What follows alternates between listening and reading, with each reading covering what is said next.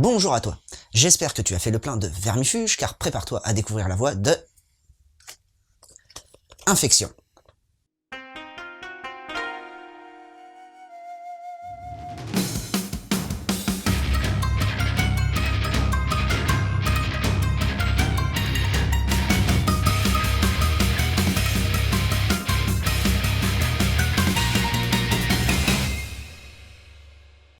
Haruki est un lycéen tout ce qu'il y a de plus normal. Il a sa bande de potes et tout le monde imagine qu'il a le béguin pour Satsuki. Du coup, pour lui donner un coup de main, ses amis décident de les enfermer dans une réserve du lycée pour que la magie opère. Ah, les joies du lycée. Bon, par contre, pour Haruki, il a pas trop de bol. Alors, déjà pour commencer, c'est pas Satsuki qui va être enfermé avec lui, mais Kirara. Une troisième année au caractère bien trempé pour pas dire qu'elle est super chiante. Et en plus de ça, la plaisanterie de ses potes s'éternise et personne ne vient leur ouvrir. C'est seulement au bout de 3 jours qu'ils vont parvenir à s'extraire de leur prison.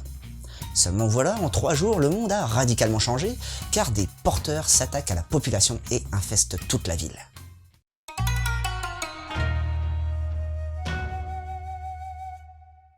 Pour ce qui est des graphismes, on a affaire à des dessins assez travaillés avec des personnages bien finis.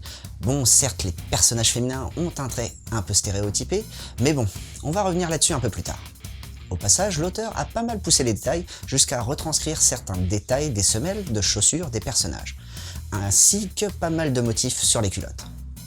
On a aussi quelques scènes pas mal dégueulasses avec notamment des gros plans sur les visages d'infectés purulents de verre, et c'est ce qu'on demandait d'un manga sur ce thème.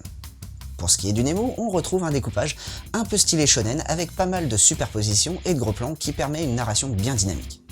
La jaquette reste somme toute assez bien réalisée avec en fond le logo représentant une zone infectée et en premier plan un porteur avec une utilisation de la lumière sur ce dernier bien sympathique. Petite mention spéciale pour la couverture qui elle aussi est bien réalisée et apporte un petit côté gang de rue.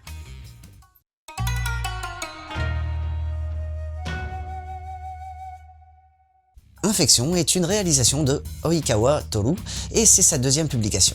Bon, par contre, si tu connais pas sa première, c'est normal car elle n'a pas été encore licenciée en France. Allez, maintenant, on rentre dans le vif du sujet et on va analyser un peu le scénario. Alors, avec ce manga, on reste quand même dans le classique du genre zombie infecté et on va dire que la surprise n'est pas trop au rendez-vous. En effet, le héros principal est un gars pas trop sûr de lui, qui en avançant au fil du scénario va révéler son vrai courage, tous ses amis vont le soutenir, ils vont aussi se mettre en danger malgré les missions suicides du héros. On est un peu dans les stéréotypes d'ailleurs, quand on y repense. Et on ressent ça encore plus avec le personnage de Kirara, une fille qui va préférer ne pas mettre de vêtements qu'on lui prête sous prétexte que ça ne lui va pas avec son style. Au passage, on doit réaborder un sujet que j'ai laissé en suspens dans la partie d'avant. Alors je suis pas trop contre les plans culottes, du moment que c'est bien amené et que ça sert à la trame scénaristique, mais alors là, le fanservice est au top de sa forme avec ce titre. Sans te mentir, si tu veux faire une thèse sur l'utilisation du fanservice dans les mangas, il te faut ce volume. Je me suis amusé à les compter d'ailleurs, et on a à peu près 40 plans culottes avec pour la plupart des gros plans, des contre-plongées ou encore des poses ultra sexualisées des personnages. Ça te donne tout de même une culotte tous les 3 pages en moyenne, donc je t'avoue que j'ai eu une petite indigestion. C'est en plus un peu dommage car plutôt que de rendre service à la trame scénaristique, ça a plutôt tendance à la desservir.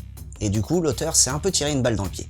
Mais bon, on ne sait jamais, peut-être que Kirara retrouvera sa jupe dans le tome 2.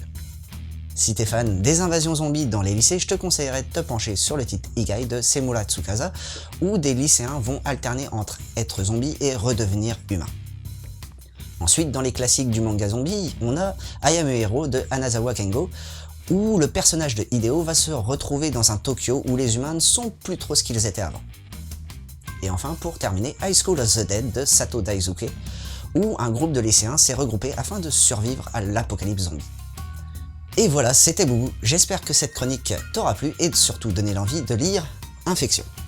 Allez, sur ce, je te laisse, j'ai quelques zombies à aller trucider, et surtout, n'oublie pas de suivre la voie du manga.